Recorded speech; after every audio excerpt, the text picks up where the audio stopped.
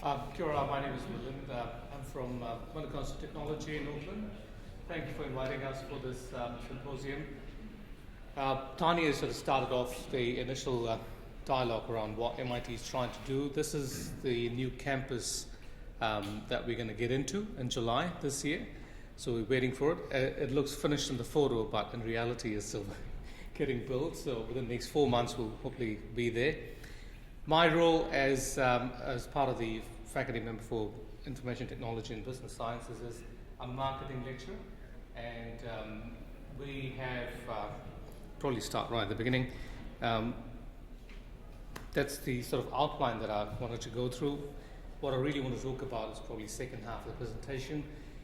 I started working there year 2000, many years ago, and at the time I started working for what was known as Manukau Business School, and we had a 4-year business degree, and we had management, accounting, marketing, and you could also do a joint major. We had graduate diplomas, and we had an alliance with Waikato University and later on Southern Cross for doing Master of Business Administration, so MBA. At that time, the way the entire school was sort of organized is we looked at us, MIT, as a qualification provider for the wider South Auckland region. That was the product that we had, and students came to us for upskilling themselves, and we would help them on their journey. Academic research was pretty high up in terms of ranking, and everybody had to do some sort of research so that it informs teaching, that it informs learning for the students. And we kept doing that for many years, till about 2010, so about 10 years later. And we had a change of management and probably a change of orientation as well. We started a wider consultation around community, and we started to get to a point where we started thinking, hold on, we're doing our best, but are the students getting the best out of us? There are 3 specific target groups that we look at MIT. Number 1 is the under 25-year-old, the younger population who comes to us from school. Number 2 is the Pacific Island community who lives in South Auckland and does choose us as a provider for education, and the Indigenous community, the Maori community. So we kind of sort of look at these 3. We do have quite a big international student cohort that studies with us as well, but these 3 communities are the ones that we're really targeting and looking after in terms of sort of looking after their needs and wants and making sure that they get the best experience from us as an output. So we started a wider consultation process, and we then changed our orientation and said, you know what, our qualification is not the product, it's the student who comes out of MIT is the product. That's the one that the industry is actually looking forward to, because our stakeholders is the federal government, obviously the community around us, and they're the ones, and the taxpayers, they're the ones who are actually funding what we do.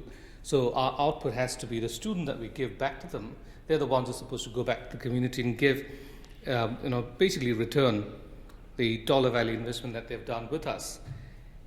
This is our new degree, the Bachelor of Applied Management. We have put in the word applied in there because that's exactly how we would like to take this degree into. And what I mean by that is, we're trying to come to a point where we want students to be out and about in the community right at the beginning. We had a structure in which students had to do a 3-year degree, and then they would actually start going out in the community doing project work and start engaging with the South Auckland community, the business community in particular, and then start to sort of learn from the actual practitioners in the market, if I would call it that way. We've slightly started to change that model. We want students to be out and about doing project work in earlier days rather than coming right in the end. We want them to start going away from MIT and then finding their own way of doing things and dealing with people. Especially within the marketing school, I'll probably talk about marketing school, that's where I belong. We have a consulting firm, if I call it that way, called Genesis Consulting. And it's run by 3 people. It's me and 2 of my colleagues, we run it.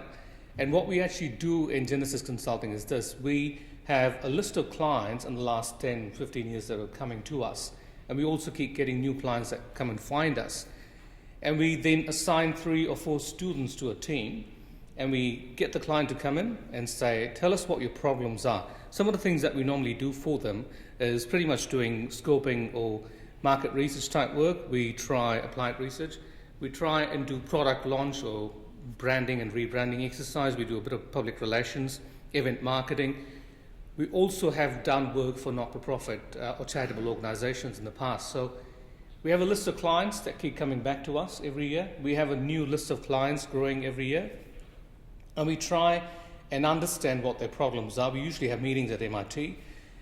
We try and explore the idea that how could we actually be part of this and help you with the problems that you've got in. Now, in saying that, we actually do not charge anything for the service. Okay? For us, the biggest effort that we put into this is because we want the students to learn and be part of the actual community that they belong to. We want the students to learn on the job. And they're obviously paying fees to be part of MIT. We cannot be charging our clients for that. Okay, it is a learning. It's learning. It's an industry-based learning. So we just let them learn without charging anything for our service. A typical project runs for about 15 to sometimes 20 weeks.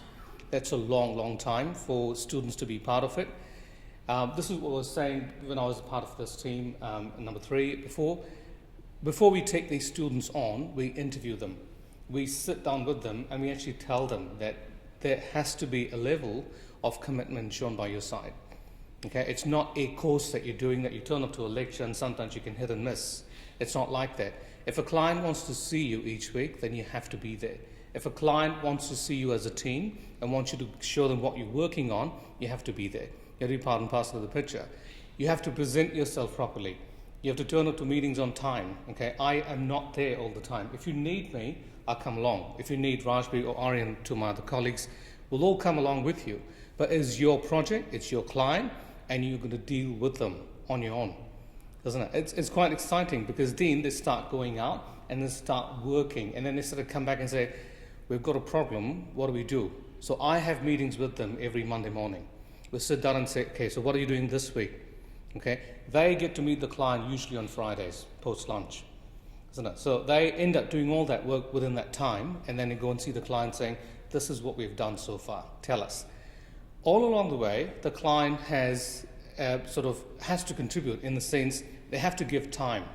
That's all. There's no other commitment. They have to give time, and if they had any other questions, they can call us and say, I'm dealing with your team, but can you also please come and see me? Okay, I've got something else to talk about. So we are part and parcel of that whole process, but we try and stay away from it, and we put the students out there, let them do all the work. Okay, and they quite like the idea. Okay, it is different. It's not turning up to classes anymore. In terms of credit value, they get twice the credit for doing this particular paper. So a standard paper gets them 15 credit value. This one gets them 30.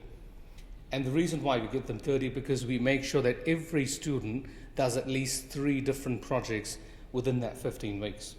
There's a lot of work involved, okay? And they're constantly doing it. They're constantly coming back, doing something that is a proper office setup. They've got computers, they've got printers, they've got everything.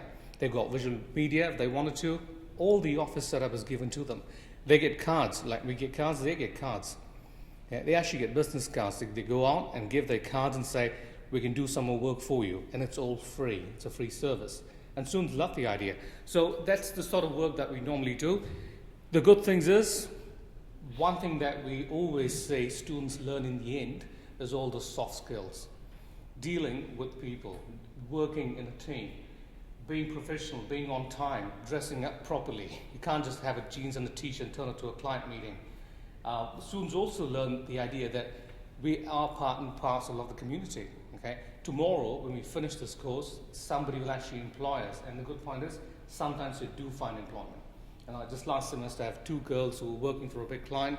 One of them was hired. Actually, both of them were offered a job. One of them took it. The other one already had a job. So she declined. Okay? But one of them got a job. And she said, brilliant. I worked with you for 6 months. Now I get to work with you for the next 2 years. What more can I want? As a student who's just 20 years old, I think that's the best outcome that we can look at. So we're sort of sitting on this end of the scale. We've been listening to a lot of flipped classrooms. We've been listening to a lot of blended learning. But what I see, this is the other end of the learning, the actual live project learning. The other thing that I'll probably point out is, for everything that you do, there's always the good part of the story, but there is also the downside of the story, and that's where I probably want to spend more time on that, is I've had teams where people have not gotten along really well, and that kept coming back to me each week saying, I did this and that person was supposed to do that, they didn't do it, the client didn't like it, and we're losing this project. Okay, and you can see the project sort of going down the gurgle, and you say, okay, how do I turn this back? How do I turn this back? And then, eventually I had to sort of sit down with them and say, what, I know that you don't like each other, okay, but you have to work with each other. All right, that's just given. That's one of the learnings that you have to have. Part of the picture is the client gets to give them 10% of the score for the entire paper. Okay, when the project is actually delivered on the last day, the client has to come back and say, out of 1 to 10, how many marks would you give them? And 90% of the times the project is done well and clients are really happy. They say, give them 10 out of 10. I said, no, don't do that. Okay, it's not 10 out of 10. Honestly, if you were to hire this person tomorrow, and if they were to do this particular project for you, what would you give them in terms of 1 to 10? That's the number that I want. So you're going to start telling the students that it is that number that you're going to get from the client, and you need that number. More than that, when they finish the project, the client, usually on the company letterhead, writes a letter saying that person has done a project for me, was a student at MIT, and a brilliant person. If you want to hire them, just call me. Isn't it? It's that piece of paper that gets stuck to your CV in the end. I think that's where the value stands. So we've got to start to tell them, look, I don't care that you don't get along. I understand that, but you've got to start to look at the bigger picture. You will end up working in a company or a client where you actually might not get along with the other people. You still have to do your job. Be a professional about it. Number 2, health and safety. I've had only twice so far in the last 10 years, but I've actually had a situation where there were 2 girls who were sent out to a client site, and then there was a person assigned to them, and it got a bit personal. Right? And I'm not there, so I don't know what's happening. So it got to a point where the clients sort of started crossing the boundaries of being professional in that discussion and dialogues, and then one of the girls sort of came crying to me saying, you put us there and we're doing this work, but this guy, we can't handle him. All right, so we sort of had to intervene and say, okay, how do we distance you from that thing? And then what I actually did is I made sure that every meeting that they had with the client, I was part of it. Every meeting I had to turn up to and say, okay, I'm here, so you guys don't have to worry about. Let's be absolutely professional about it, and let's deliver the project on time, which is what we did in the end. So, it's sort of, you can't just let them go and think, everything's going to be fine. Client expectation, this is the one that gets to us all the time. We finish a particular project on time, and just before we finish the project, the client always looks back and says, oh, by the way, now that you're actually here, can we also get this done from you?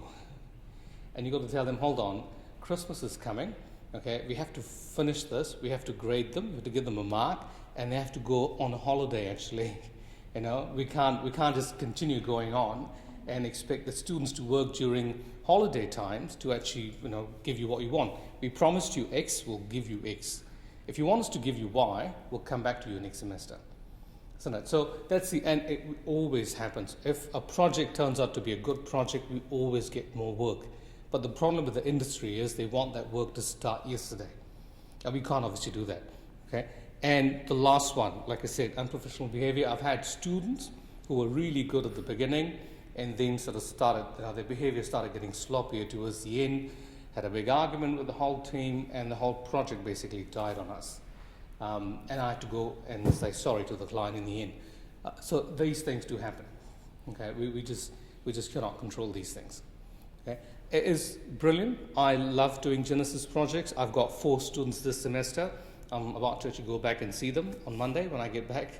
And I'm pretty sure, I've got a couple of clients sitting on the wing. I'm going to put them together and see what we can work out for this semester. It's fun. I like doing it. Don't get me wrong, I love teaching. I love standing in front of a classroom full of 100 students, but the project is what really gets me going, and that's why I'm presenting that today. All right? What is coming up for us. We've been getting told by our top management to get into blended learning. And I've been listening to a whole lot of different things since morning. I think it's a continuum of blended learning. You can either have a traditional class on one end, a full-blown industry project on the other end, and all the flipped classrooms and interactive learning tools and simulations. I think they're all sort of part in between all of that. So we are been, management is sort of chasing us to start doing a whole lot of blended learning. So we are doing the project well, but now we have to go back and start doing flipped classrooms. We've got to start going back, and someone's actually chasing us to do a MOOC. We're not sure we want to do that. Especially after listening to you, the amount of work involved. But they're saying, why don't we do this in an introduction paper and see what happens, see how many people enroll with us. Brilliant idea. Sounds like a brilliant idea. So it's coming. For us, all of these different things are coming upon us. Slowly getting ready to go that way. And one of the reasons why we're here is because, that's the reason. We've actually heard a lot about BYU trying to do different things. So it's been quite interesting for me since morning to listen to what everyone else has done. We haven't done a lot of those things. We would love to in our new campus. Okay, so we'll see where we go. Okay, that's me.